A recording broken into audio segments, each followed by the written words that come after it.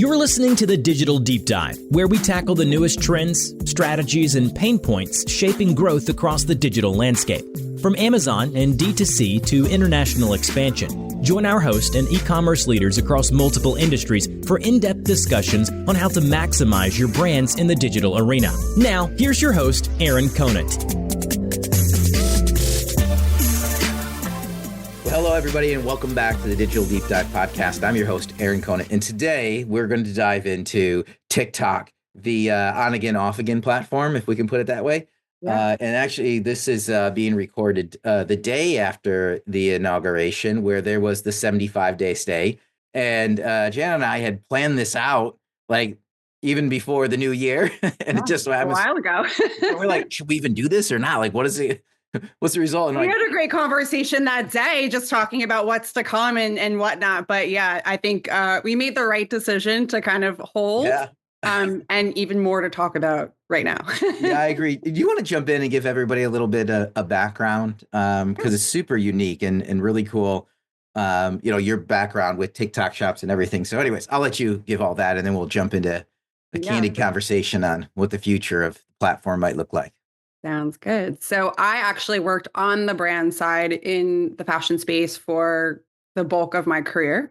Was doing sales, business development, and merchandising. And then when COVID hit and retail fell to its knees and halted, I pivoted into the tech industry.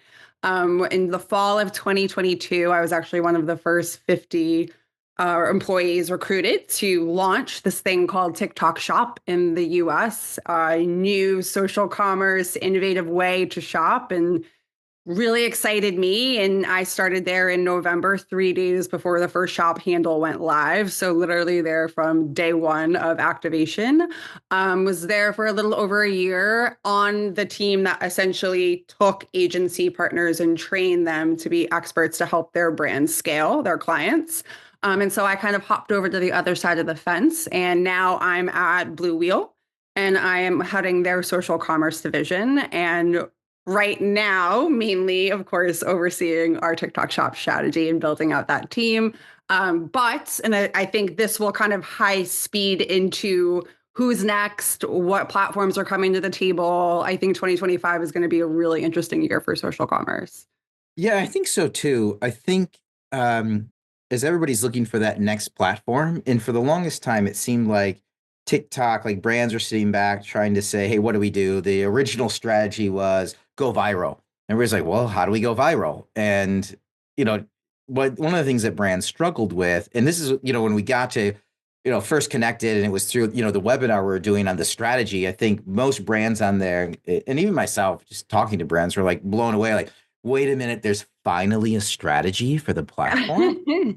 And there's timing around it. There's something I can take to my leadership team, my executive team, to say, hey, here's a time frame, here's an investment. Like, do we want to try this or not? As opposed to, hey, let's go try TikTok and see what happens.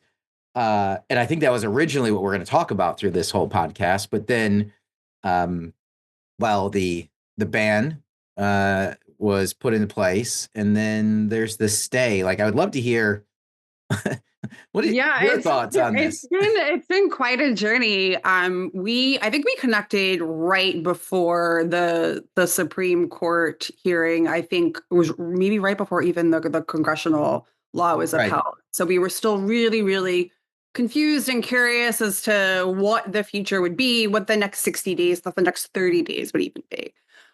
Since then, we know, obviously, the Supreme Court upheld the ruling. And I think last week for creators, people that use the platform, people that work at TikTok, people that work on TikTok, I think there was, for the first time, a sense of uncertainty. At least I felt that. It's my personal opinion. And I think last week was definitely the most kind of unknown we've seen since the platform launched in September of 2023 officially. But that was the first time, I think, where we actually questioned, can this actually happen? Will TikTok actually go dark? I think when the TikTok lawyers said that at the Supreme Court hearing, I think that was when everyone started to kind of panic. Yeah, so the way I understood that it was going to get rolled out is it's not like everything would be instantly shut off. It's just it'd be removed from app stores. It wouldn't be updated. It would die this slow death. Correct. They're just people couldn't update it. They couldn't support functionality, and then they would shift someplace else. Is that what was happening? And then during this, I don't know, how was it 12 hours? Was it 15? Like how long was it even down? It seems like 3 days, but it was about 12 hours from Saturday night till, at least on the East Coast, late Sunday morning, where the app went dark, which was, we knew it was coming. We were warned, but still was, at least to me, super shocking when it actually happened. I'm not going to lie. And I was sad. I was really sad. I was sad as a former employee of the company. I was sad as someone that works on TikTok day in, day out, and also like on a personal level as a user. Yeah. Do you think it's this 75-day stay? Is this, I'm hearing two sides of it. There is the actual evaluation. There's also this, like, was this some kind of like, I don't want to say publicity stunt, but this was some way to like, endear, a new administration, we'll say. Like, what are your thoughts? And then we'd love your thoughts. Like, if you think it's going to stick around, and then I want to go into the heart of what we should talk about as well, which is TikTok did a huge thing in opening up this area for commerce, right? Because there's been, Reels and everything else, but from going from just a social media platform to brands doing millions a month on the platform was phenomenal. And I think it opened up a lot of other, channels to thinking, hey, we might be able to make $1 here. And brands would love the next channel to sell on. So I know I asked you like 4 questions there. Yeah. Well, I think first and foremost, I think it was a challenge, especially for these enterprise brands. I know that's what we were initially talking about in the webinar, just to get approval, to get buy-in. A lot of these larger companies are not staffed or structured, or they've got people on the marketing team working across multitude of platforms, campaigns. And so social commerce was this new kind of kid on the block. I think the opportunity with a lot of brands, especially the larger brands, is they have an audience, TikTok, that I want to get in front of. I think what was the harder sell is to kind of get the budget allocated in order for brands to kind of tackle that successfully. And I think the other problem with just being a large brand and a lot of these companies being, publicly traded, and or if not, they have boards to report to, is giving a definitive ROI on what that looks like. And if I put in X in 90 days, I'll get back Y.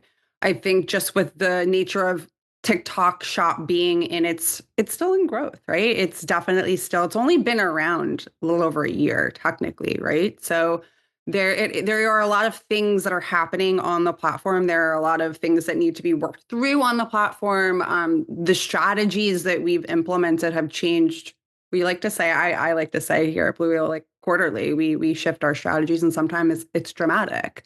So I think, in having these brands finally, I feel like we were finally getting over the hump where brands are like ready for 2025 to lean in. And so I think for, the last 30 days to have happened, I will say us at Blue Wheel, our clients are, tried and true. They're leaning in and they trust us to make the right decisions for the business. Our CEO, and we had a chat last week, and we are like full throttle social commerce. So whether it's TikTok Shop, YouTube, Meta, whatever comes next, it really, really is important. And it's what I do day in, day out, believe that social commerce is definitely the wave of the future and something that brands really need to lean into.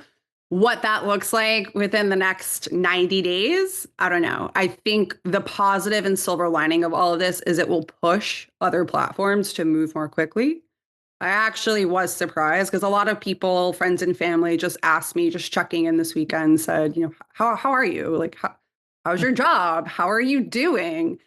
And, the reality is TikTok Shop is they obviously are the driving force. They are the leading player in social commerce, but they're really the only player. So my hope is that what comes next is other companies expedite their social commerce offerings. And other platforms build out that capability and that functionality quickly.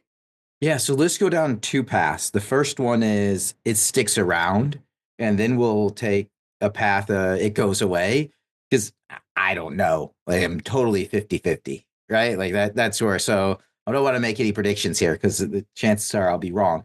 But if we go down the path of hey, it sticks around, I totally agree with you with how brands were handling it for the longest time. And they were waiting for case studies to be Yeah, done, right? 100%. Because what doesn't work really well is just trust us. We Yeah. don't really know what we're going to do, but we know in the end it's probably going to work out. Big Yes. brands don't handle that. Conglomerations of brands don't handle that, but independent brands are really well. I'll try anything. I don't Yeah. have that much to lose. But it seems like there's enough case studies where you can say, hey, this is a path and this is what it would look like. And I love to hear like some of those things. If you're a brand out there, there's specific categories and then how you think about timing, amount of content needed and stuff like that. Like what would it take to win? And then the other one, well, after we wrap that up, we'll jump over to what if it goes away? Who do you think is stepping up first? Yeah. Well, I will say a lot of the smaller brands did win first, right? They were the ones that leaned in. They were the ones that took a shot. They were partnering with creators. They were leaning into campaign periods. They were posting day in, day out. They were going live. They really were passionate about the platform. And many of those brands, as a result, to your point, like they won. They drove revenue and they saw the halo effect to their other revenue channels and their D2C.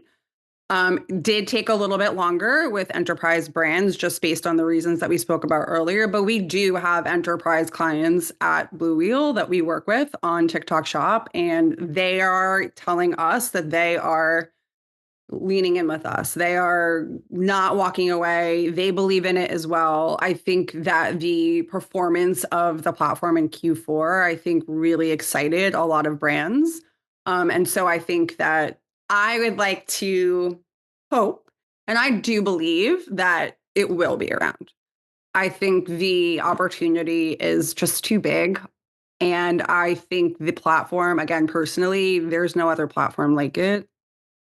I think some of the other platforms are successes based on follower count. And I think TikTok, it was so innovative in that when it came out, it was based on engaging content. So you can build a following, you can have a strong business just by being authentic and creating engaging content. And I don't think any other platform has been able to kind of find that secret sauce.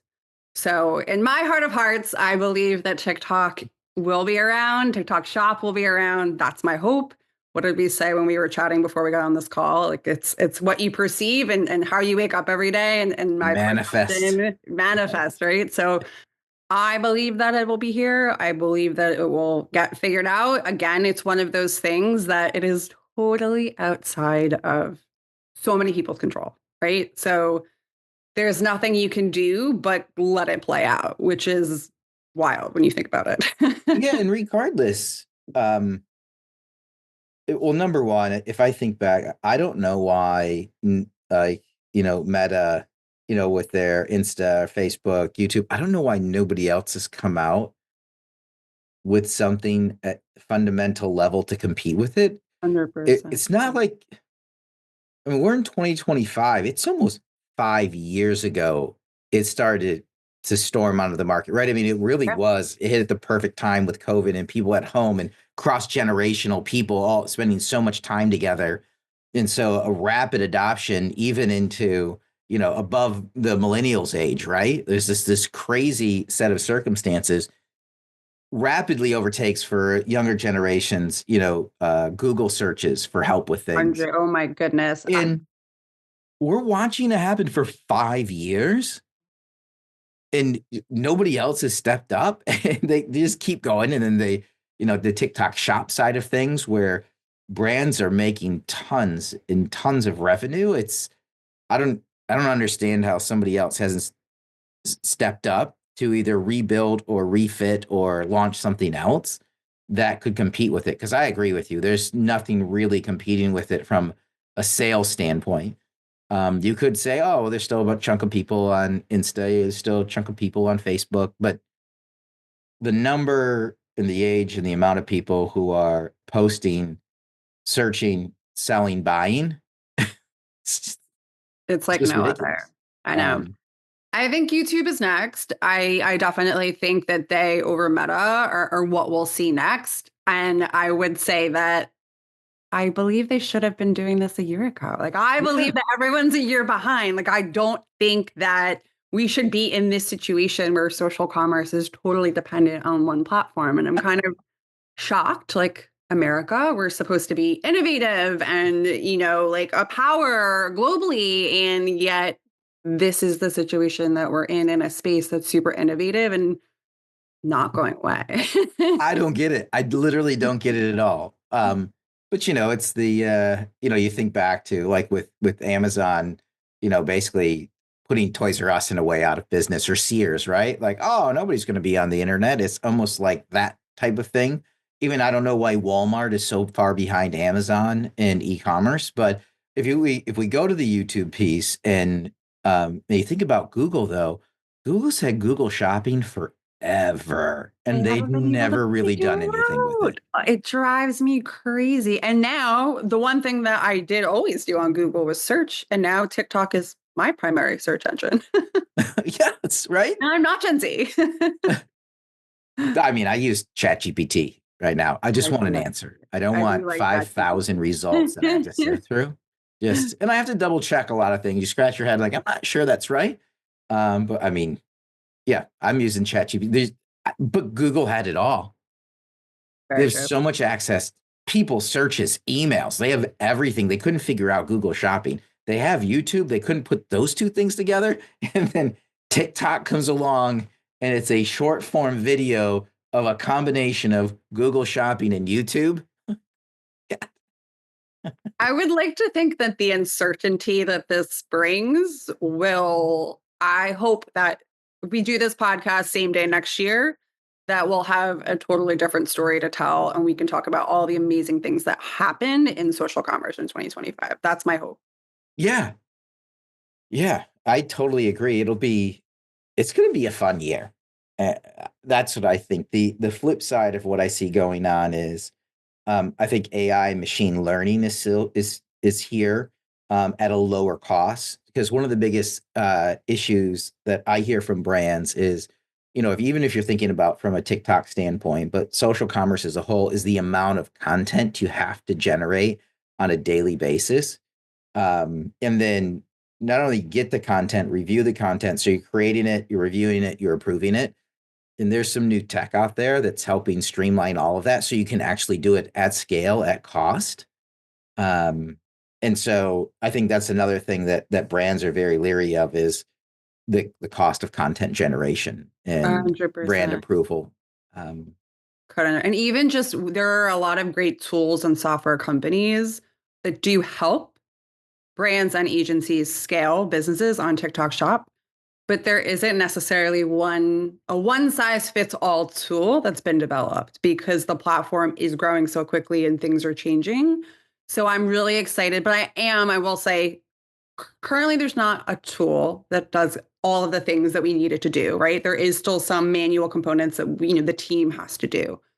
But on the flip side, the amount of innovation that these companies have come to the table with, and they are the first to be calling us and saying, talk to us about what you want, what is slowing you down, what is manual, and like let us. So that's been kind of cool too, to almost help the creativity and development of these companies because they essentially want your input directly on what do you need from us to make your job better. And I think that's a really cool thing. so this is the tech that's empowering you to do what you do, where they're Yeah, saying, hey, all of we're like the not a different. brand. We don't want to Mhm. deal directly necessarily with the brands. We probably can, but we'd rather deal with an agency that can interact and then tell us to build and they don't have to throw people at it anymore, right? I mean, that was, I think, before a lot of the tech that so a brand would be paying you as an agency, and you as an agency would be paying a tech company that's powered by a lot of people. So it's incredibly expensive and all that gets rolled up. And now I agree. Like we're at this point where that tech side can be AI and machine learning. So it's less expensive for you, which means it's less expensive for a brand. And now we can start to really get into changing the profitability side of direct to consumer 100%. And commerce just and social. problem solving. And I think that is a lot of well, especially for creator and affiliate, creator partnerships and outreach at scale, there are still very manual components to it. And I think content supply, you hit the nail on the head. That's something that we hear all the time. And we talk about some of those large brands when you get on the phone and you say, how often are you posting? Once a month, Yeah. once a week. Okay, you're going to have to amp that up by 100 if, you want to get in the game and have the algorithm know who you are and really convert. And so I think any sort of innovation or tool that's going to help a brand, an agency, a creator, whoever it is, do their job more efficiently is really exciting to see. And I think we've only kind of just scratched the surface of what's out there. I think there's going to be a lot of, we're talking about 2025. I think there's going to be a lot of really cool innovation within the space. Yeah, I think also just the experience, like what you guys bring into this is, larger brands do need to hear, okay, I'm going to make an investment. Is it 1 week, 1 month, 3 months, 6 months? Okay, what is the commitment on the content side? How often do we have to post? And you can actually build a business model around it and then do somewhat of a projection on outcomes, which we've never been able to do before. And so it's this huge apprehension, and brands would get excited and they would jump in, and a month in, they'd be posting every day. And then they'd be posting, 3 out of 4 days, and then 3 out of 5 days, and then 3 out of 7 days. And it would slowly wean off. And like, well, we didn't see the result. Yeah, because the results took 3 months every single, or something like that. People walk away relatively quickly. I have found that. And that's why, and I think we talked about this a little bit in the webinar, but at Blue Wheel, we really want long-term partners, and we want long-term partnerships and contracts, not because we want to lock you in for a year. There's, of course, like clauses and things, it is a true partnership. But we don't want the expectation to be set that you are going to see your ROI in 90 days. You are going to hit X amount of GMV in 30 days. So we kind of train and teach our clients, these are the metrics that you should be looking out for. This is our long-term strategy. This is how we want to get you from point A to point B. And then the other part, especially with TikTok Shop and social commerce just being such a new space, is leave it to us, right? Like, we're going to be the ones that figure out what's next, because strategy shifts happen weekly, daily. Updates from the platform happen consistently. And so it's our job as the agency to be the social commerce expert and own that for the brand. A lot of these brands don't have the time, the bandwidth, the effort to really, really stay up to date and be on the forefront of what's next. Right. No, I totally agree. Let alone getting any of that content approved, right? Through either your regulatory affairs, it's your actually legal team, one of brand our, team. Yep. It's one of our qualifying. What we do is we have a list of qualifying questions that we ask a brand because we want Before we start dating. Yeah, because we just want to make sure that it's right for both, right? Yeah. We don't want you to sign up for something that we know you're not going to be able to scale in. And if you have a really stringent legal team or many layers of approvals for a single piece of content, then a platform that is content based is probably not going to work for you. That's just kind of our stance. I think a lot of people take a brand, whether it's like a goalie or another one of the Mary Ruth or some of these other brands that have really been able to scale and soar. And they're like, I want that. Guru Nanda. I want to be that. And I consistently will have the conversation of like, yeah, let's do it. I want that for you too. But let's talk about the time. They've been on the platform. It's a lot of these brands have been on for quite some time. Let's talk about the efforts that they put in to the platform as far as really pulling every single lever, doing campaigns, doing flash sales, going live consistently, posting content a few times a day, partnering with the right creators, partnering with a ton of creators via mass outreach. They're doing all of these things, and they did them over time, right? And so that's definitely something that we want to talk to our brand partners about, because we don't want to give them the understanding of like, yeah, in 90 days, like you're going to be that person. You're going to be a top 10 brand on the platform. It takes time, it takes effort in order to become that. Yeah, it's I know you want that, but Yeah, are you I willing want to that do what too. what they did to get that? Like, Yeah, let's connect the dots here, right? As yeah, opposed to, can I just magically get that? No, no, yeah, you can't, right? Which yeah, it's funny because that's earlier on in the platform where something would totally go viral, right? And then you'd randomly see a brand's direct to consumer site totally sell out, Amazon totally sell out, um, and everybody would want that. But the interesting thing is, I mean, I understand why they would want that, especially a smaller brand, right? There's a huge cash influx in the door.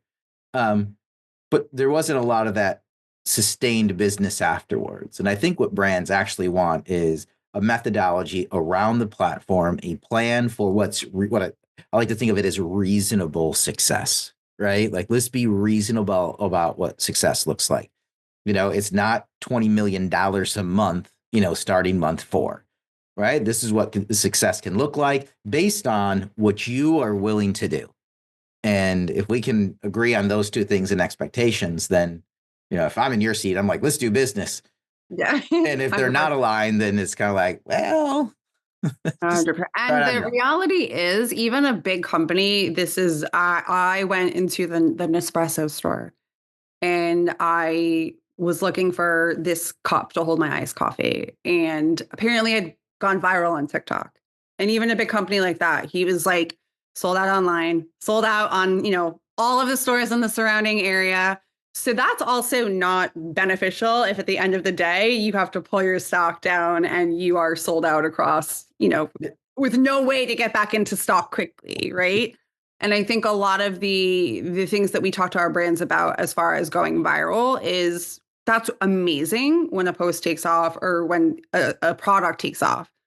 But then you have to be ready for what's next. You have to Right. continue to build on that momentum. And I think that is definitely something that we talk to our clients about day in, day out. And that's why we love to say we like to play the long game.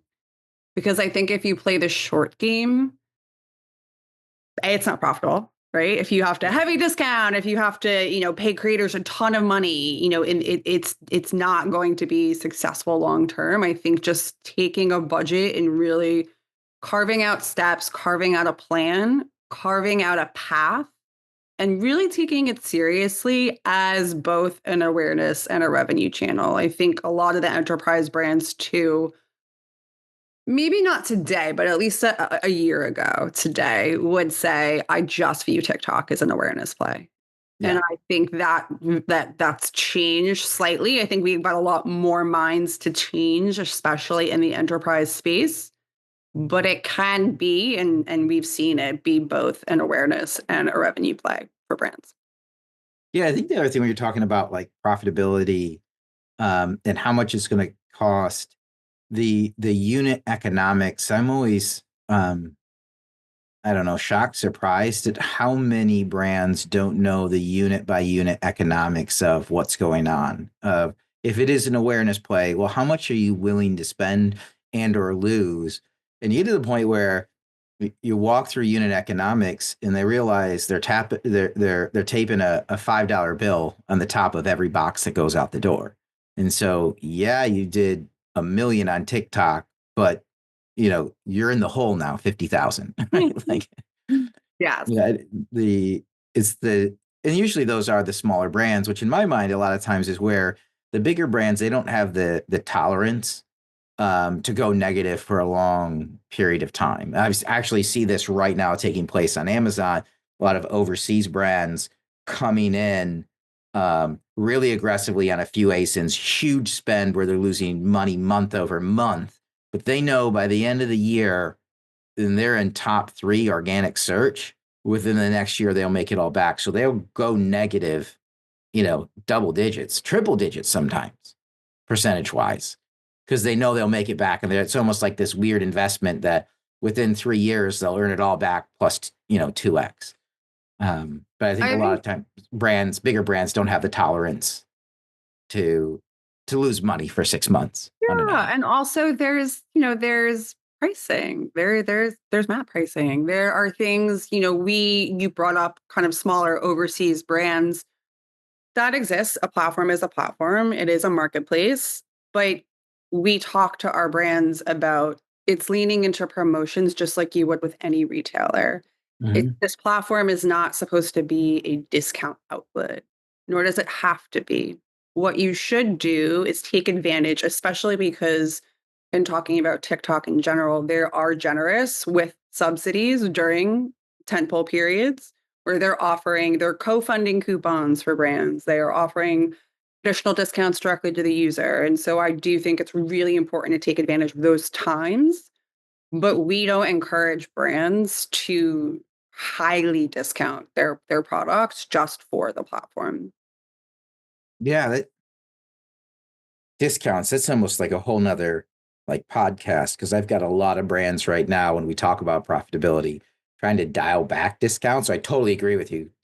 Don't push those onto TikTok and use it like a traditional like TJX outlet or something like that, right? I have a lot of brands trying to dial back the discounts right now, and it's 50-50 on how that's working out. And usually it's a waiting game at the end of the day. But I think it's a great tidbit. Don't use it as an outlet, right? Don't depreciate the brand value.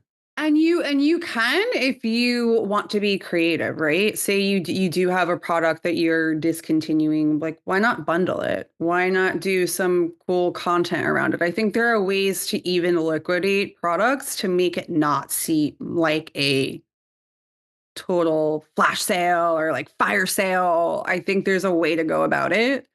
We had a brand in a very competitive space on TikTok Shop, and we actually had a creator reach out to us and said, I don't want to promote this brand because this competitor brand is actually, and it was like 87% off, something wild like that. And so I said, let me just take a few minutes and do some research. I went on that brand's website, one price. I went on their Amazon store, a different price. I went on their TikTok shop, a higher price. And then it was like slashed all the way down, plus additional campaign sales. And I said to the team, that's never a strategy that we're going to take with our brand partners. So if the creator has every right to not want to promote that and choose to promote this other product, that's what a marketplace is. But that's never going to be a strategy that we take or we encourage our brand partners to take to kind of like price match and, really, really heavily, highly discount their products in order to get creators to promote them. It's just not a strategy that we use. Definitely will. Um, there's are there like key pieces of advice you give brands as they're jumping on?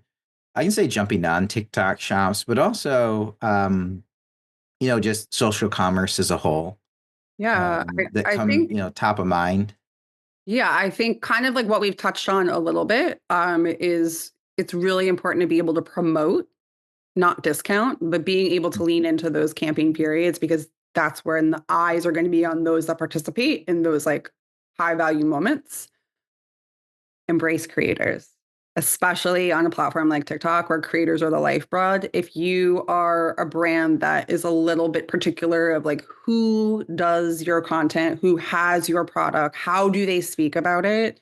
There are parameters that the platform puts in place, and it would behoove a creator to do something dumb or something that's going to really hurt their own capabilities of being a successful creator on the platform. But if you are a brand and you are I want to say scared, that's not the right word.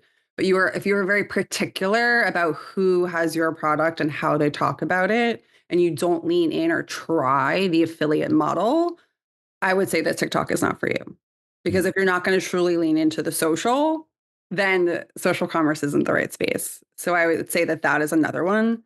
Being able to, and that also ties into content, right? Because if you are great, you don't want to work with creators, and you best be ready to go and do content on your brand handle 10 times a day if you're not going to lean into the other side of the business. So I would say that that's another one. And be creative, right? I think, understand, and that's why brands partner with us as well. Understand what's trending on the platform. I love to use the phrase like come to the table with like exclusive products and bundles And I always say that doesn't mean manufacture something specifically for TikTok only in order to like a high MOQ. It's look at what your existing assortment is. And we actually do this with when we do mass outreach, we'll test a variety of products from a brand and just see what influencers are gravitating towards. And sometimes it is different than what their top sellers are on their D2C and Amazon. It could be kind of like a niche area of the business that someone really on TikTok took advantage of. And that I think is important too, to kind of like lean into what the market says, what the users, like what is your community saying? What are your creator partners saying? And then be able to react off of that. Yeah.